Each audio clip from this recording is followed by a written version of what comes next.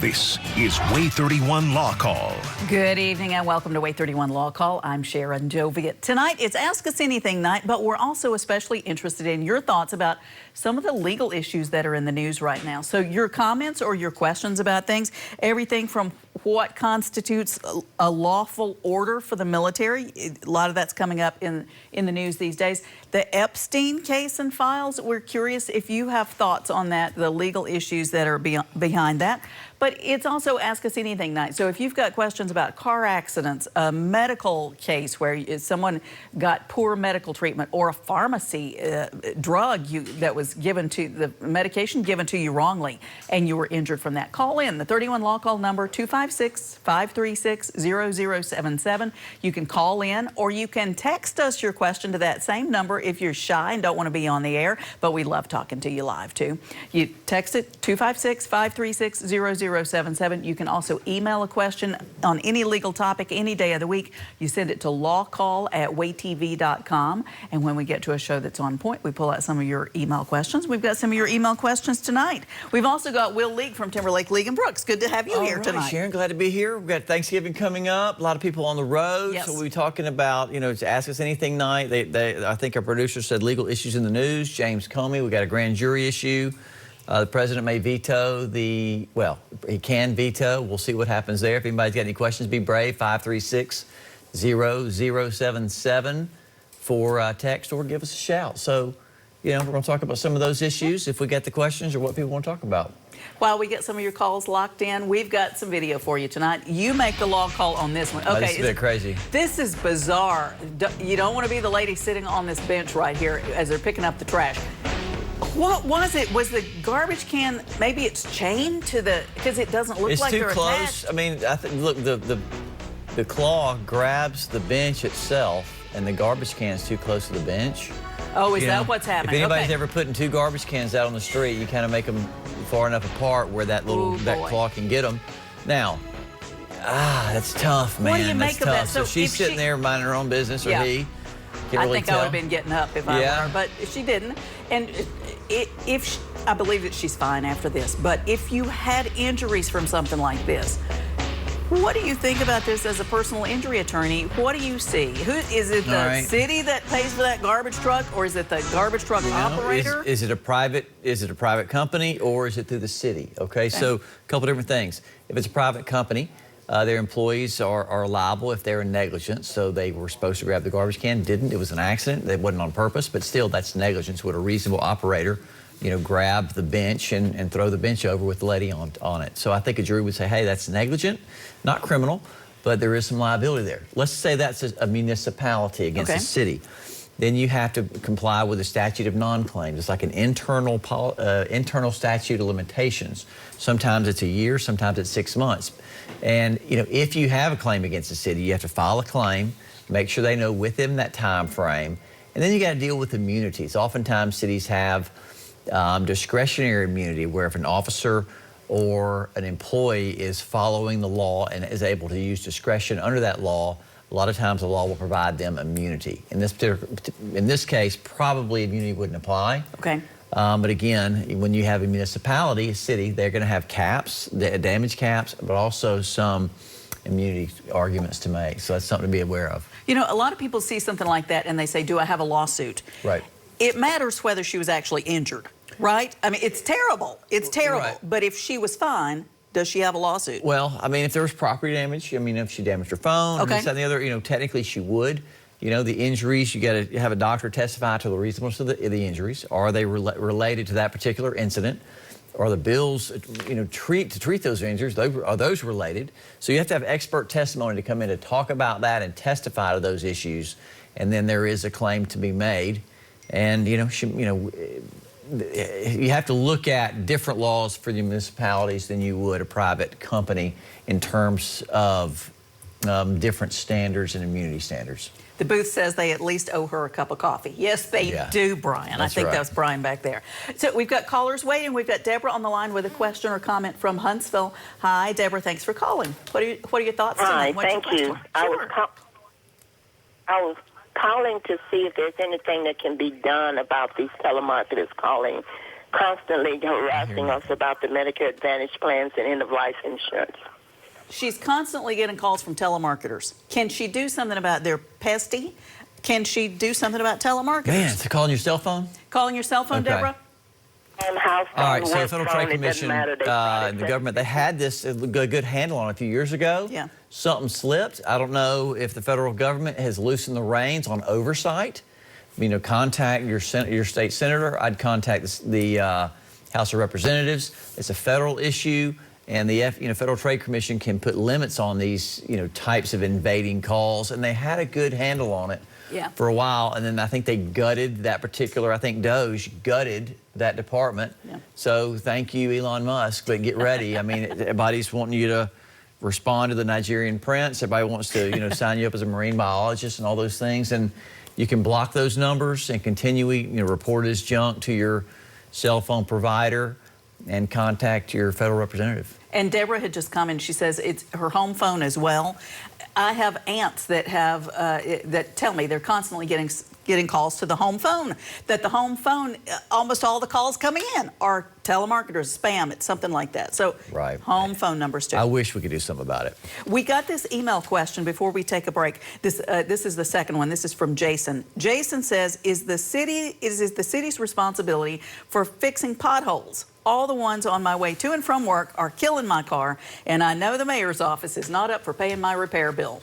Interestingly enough, if the city is on notice of a pothole and they don't fix it within a reasonable time and your automobile's damaged, then the city will pay that bill. Okay. Okay. I talked to the city attorney. They were looking and evaluating those cases. But again, just like we talked about earlier, the statute of non-claims. You got to make sure to put your claim in before the internal statute limitations passes. Usually it's 6 months for a city municipality. Okay. A county's quick. a year. That's quick. So you want to make sure to, I guess everybody's Barney Fife, citizen's arrest.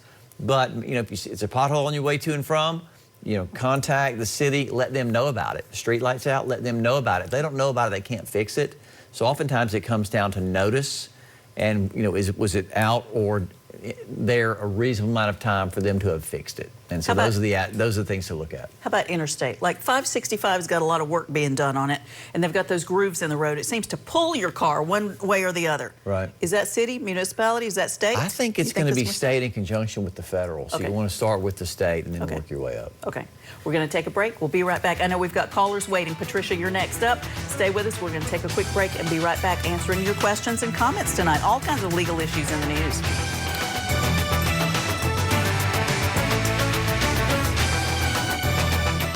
You're watching WAAY 31 Law Call. Your rights, your calls, live. Presented by the Tennessee Valley's award-winning personal injury and wrongful death law firm, Timberlake, League & Brooks. Featuring the knowledge and experience of Attorney Michael Timberlake, Attorney Will League, Attorney Heath Brooks, Attorney William Maservi. And hosted by broadcaster and family law attorney Sharon Doviet. This is WAAY 31 Law Call. Welcome back. Tonight we've kind of opened it up. It's Ask Us Anything night. Well, we're also really curious your thoughts about legal issues in the news. Will League's here from Timberlake, League & Brooks. First one up, we got a text question in you wanted to address. Hey, the Michigan Trust, it will be valid in Alabama as long as it complies with our laws. And so I would sit down with a trust attorney to make sure if it does not comply with Alabama law, it has to be redone. So I would sit down with a probate trust attorney. Thanks for your question on that one. Patricia is waiting online. Hi, Patricia. Thanks for waiting through the commercial break. What's your question or comment tonight? Thank you. Sure. Yes, I've got a property issue question. Okay. I just had a recent neighbor move in next door. I've lived here 20 years, and my property's been surveyed, but theirs has not. But he keeps putting up a line that's infringing on my property. A line like a phone line or a line? What kind of line? Like a cord, Right. string. If you've got boundaries, you've had the boundary shot, then and they're on your property, it's trespass. You can call the local authorities. They should come out. But again, if it gets further than that, you're going to file a civil trespass against them for damages and things like that. And you're right to go ahead and put him on notice, because adverse possession comes in. Let's say he did it for 20 years, didn't say anything, and he paid taxes on it. Then it becomes his land, arguably. So as long as you put them on notice and follow those procedures, and he's not open and obviously habitating your land, then you should be all right. And I think Patricia had a second part of her question, or a second question. Yes, I keep putting no trespassing signs, and they keep disappearing. Oh, somebody's taking them down. Okay. What do you do about that? You know, I tell clients, you know, on the property stuff, get some cameras up. Their destruction of property, property, if they're coming on your land, taking your signs down, things like that. The local authorities, they don't want to get involved in property disputes. However, you want to make sure to put the defendant on notice that they're trespassing on your property. And then if it goes further, you may have to file a lawsuit. We've got Teddy on the line with a question from Huntsville. Hi, Teddy. Thanks for calling in. What's your question or comment tonight? Hello. Thanks for taking my call. Sure. I'm wanting to know about the shooting, the police-involved shooting with the young lady, the mother that was pregnant, was accused of stealing alcohol. Deadly force was used. She ended up getting killed. She was asked to get out of the car 3 times. She refused, said no 3 times, put the car in gear, and started to pull forward. The police officer shot her. When is deadly force acceptable? And do you think deadly force was okay in this case? Was this the one? Where was this again, Teddy? Thank you. Where was it? Was it in Decatur? Teddy, before you leave us, where was this one again? I believe it was in Ohio. It was just a recent case. It was on the news. There was a young black woman that was shoplifting alcohol, or accused of shoplifting. Right. They had a video of her putting bottles in her purse. You know, it's always a tough scenario. So the law is, okay, here in Alabama, you can stand your ground. You can use reasonable force if you fear reasonable force is being used on you. Deadly force to defend yourself or a third party against deadly force or serious physical injury. Same for the officers. You know, if they're in threat of serious physical injury or death, they may use and are authorized to use deadly force. Now, I don't want to Monday morning quarterback it, but again, I want the officers, my officers, our officers, to be able to protect us without fear. If they do something wrong, they're going to be prosecuted. However, they're trained to follow the law and the policy procedures. This lady, because she was guilty of theft, because she didn't respond to orders, does not mean that she may be killed or deadly force can be used. However, if she puts that vehicle in drive, or she puts those officers in a reasonable apprehension of serious bodily injury or death, they may use deadly force. And so to hold the officers to a higher standard where they have to be in a situation where it's too late for them to act, I don't think that's reasonable from a community standpoint. And so using force is a power we provide the police officers, and with that power comes great responsibility. So each case is different, and so you know the law must be followed. But again, my heart goes out to officers who are in a dangerous situation, and they're in trouble for reacting to that dangerous situation. So it's a very slippery slope that, you know, I think the community, the law enforcement, and the policy procedures all should come together so these officers, A, have protection, but B, the citizens have protection if they clearly violate those laws. So I think that's a reasonable balance. Teddy, it sounds like you've been reading up on it and watching it a lot. What are your thoughts on what they did? I think it was justified. It wasn't that the officer, he didn't even hesitate. I mean, as soon as she started to pull the car forward, after he told her to get out 3 times, she told him, no, no, no. Then she put the car in gear, pulled it forward, and then as soon as she started to ease it forward, he didn't hesitate. The gun came out, 1 shot, and she's dead. So it's like Will said, it's a slippery slope right there. Could the death been prevented? Could he have done something differently? But the judge and I guess the jury went in his favor and said that it was justified. It was a justified kill. Yeah. It's you know, when you look at those, you know, it is a shame somebody, you know, doesn't follow the police's, you know, orders. You know, they react. Yeah. And, you know, if they're getting something out of their vehicle, I just think it's unreasonable to ask the officer to just let's wait and see what they're getting out of their vehicle to put themselves in further danger. But that could be debated either way. Those are tough. Thanks, Teddy, for calling in and telling us your thoughts. We've got Tanya on the line with a question or comment from Madison. Hi, Tanya. Thanks for calling. What are your questions or thoughts this evening? You're welcome. Hi, thank you for taking my call. Yes, sure. ma'am. What are you thinking about tonight? I work for a local delivery, a large local delivery online company. Okay, don't tell us the company. And I will not, thank you. And I was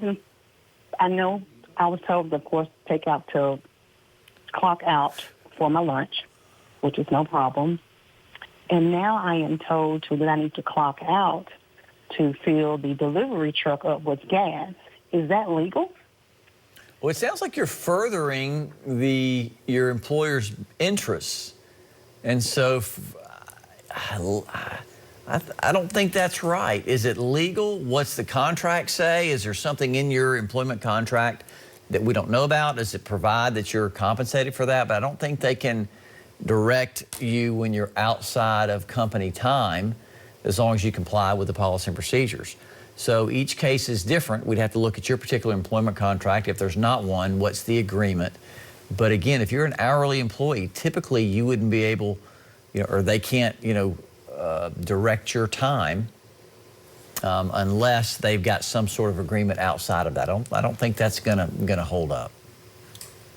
We're getting a lot of, every time you hear a ding, it's like right. every time you hear a bell ring, an angel gets its wings. We're getting a lot of text questions in tonight. Did you see one in particular? I'm going to ask you about the DUI case. Somebody was texting asking, is DUI, does it matter whether it's alcohol or what if it's your medication? What if it's the medicine that you're on and you get pulled over because you're driving inappropriately? There's two different provisions: too intoxicated to operate a vehicle safely, or beyond the BAC, blood alcohol content limit. And so it can be a foreign substance, does not have to be alcohol. If you are too intoxicated to safely operate a motor vehicle, it can be the officer's testimony. It could also be toxicology reports. So yes, it's not just limited to alcohol. Okay. And the question about legal custody, the custodial parent, can they just move out of state? Yeah, so I do family law. If you are the custodian, you've got primary custody, you are required to give notice to anybody that's got visitation rights with that child. Alabama law, there's a list of things that you have to tell the other person, and you have to do it in a certified letter and with a certain amount of time ahead before your intended move. Now, if you send it to that person and they don't respond, you've given them all the notice that's required and they don't file something with the court, then you would be free to move. You can move to Alaska. But if they respond and they object to it under the law, then you're going to have a case in front of a judge, and a judge is likely going to say, ma'am, I think it was a ma'am, you can move, but the child is going to have to stay here so that the other parent gets primary custody now, and you can be the out-of-state visiting parent. So go see a family law attorney. Be sure that you tell them it's tricky in how to do it, and if you mess it up, you can wind up taking a job somewhere else, selling your house here, moving away, and you've messed up, and the other parent can get custody away from you. We've got Michael on the line with a question from Huntsville. Hi, Michael. Thanks for calling in. What are your questions or thoughts on a legal issue in the news? Yeah, I was wondering about the Social Security, about the people getting the pay raise at the end of the year. It's on Social Security. Why are they giving us only a 2.6% raise, and they turn around taking $20, $25 right back? How's groceries and stuff is? It doesn't seem like enough. Was there a report out that they're doing a 2-point-something raise on Social Security? Computer. I'm sorry? Getting a 2.6% raise, they're going to raise our insurance up $20, $25. That's going to make a lot of people lose money. Yeah, it sounds like a wash. And if Obamacare, if it's not extended, those premiums could double, go from $300 to $600, and that's substantial. Yeah, that sure is. It sure I'm is. hearing a lot of people complain of water prices going up. Right, there's another question about Jeffrey Epstein files. Okay. If Trump's name's in there, is that grounds for impeachment? It depends on, is it just him and they email him back and forth, or is he violating the law while abusing children? And that's something up to Congress. They'd have to vote him out, and there'd have to be an impeachment process. So is it impeachable? Yes. Is it likely? From what we've seen in history, probably not. There was another Epstein question. Somebody saying, okay, if they had scrubbed part of the Epstein files, how are we going to know? Man, I think the Department of Justice has them. You know, they're under an obligation not to destroy evidence.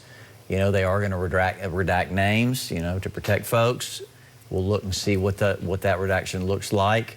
You know, I don't know if we will know. I don't know. We've got Clark on the line with a question from Huntsville. Hi, Clark. Thanks for calling in. What are your questions or thoughts tonight? Hey, Clark, are you with us? One more try. Clark from Huntsville? Yes. Hey there. Thanks for calling in. What's your question or comment tonight? I was asking about some legal advice. Okay. I got told to call this number. I don't know. Yeah. All right, go ahead. What's your question? Don't say any personal names or things like that. All right. I left an apartment as they said either leave or be evicted, and I still had some balance left over. Would they be able to sue me for that? Yeah, did you sign the lease? Yes, I did. All right, so you got a contract. You know, if you signed a lease and you leave and you still have a balance, they can sue you. Will they? Don't know. Depends on how far you are behind.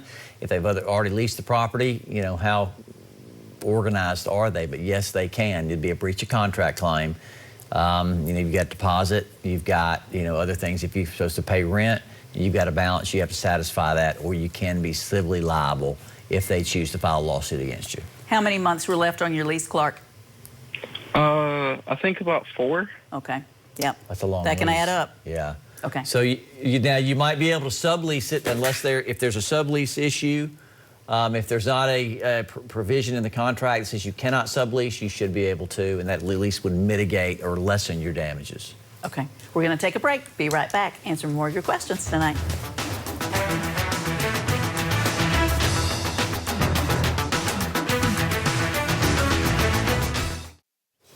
If you haven't gotten your questions answered tonight, here's how to get in touch with Will League, Timberlake, League & Brooks. They are personal injury attorneys, 256-536-0770 or 800-804-2502. The website is law-injury.com. And if you like them on Facebook, you can learn more about the law that way.